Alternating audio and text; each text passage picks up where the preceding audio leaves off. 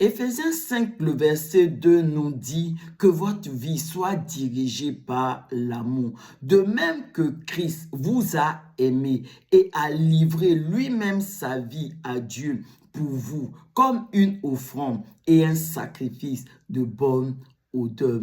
Amen. Ce verset nous enseigne, mes bien-aimés, que véritablement, nous devons laisser nos vies être conduites, dirigées par l'amour. Ça veut dire que nous devons faire toutes choses par amour. L'amour doit être le moteur de toutes nos actions. Et notre modèle, c'est notre Seigneur Jésus. Nous devons imiter notre Seigneur Jésus parce que la Bible dit que Jésus nous a aimés. Il nous a aimés le premier. Alors que nous étions éloignés de Dieu, Jésus nous a aimés. Mais il ne s'est pas contenté de nous aimer. Il a démontré son amour pour nous parce qu'il a livré lui-même sa vie à Dieu comme une offrande et il a payé un prix pour cela. Et notre Seigneur Jésus a expliqué à ses disciples que l'amour était l'accomplissement de la loi. Ça veut dire que lorsque nous aimons en réalité,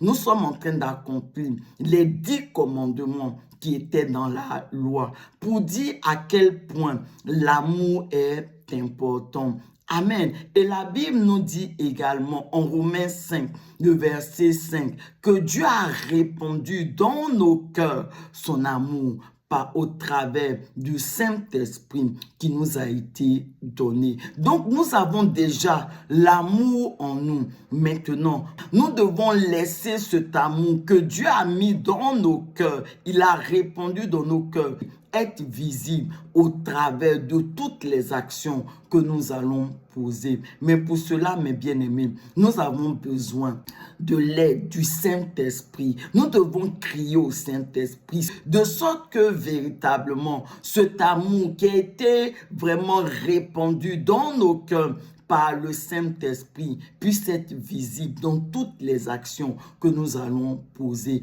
Que notre vie vraiment soit dirigée par l'amour. Et vous savez, l'amour fait partie des fruits de l'esprit. C'est le premier fruit. Et lorsque nous avons l'amour, tous les autres fruits de l'esprit viennent se greffer à cela. Ça veut dire en quelque sorte, là où il y a l'amour, il y a la fidélité, il y a la paix, il y a la joie, il y a véritablement la bonté. Bref, tous les fruits de l'esprit. Alors, bien-aimé, laisse ta vie être dirigée par l'amour.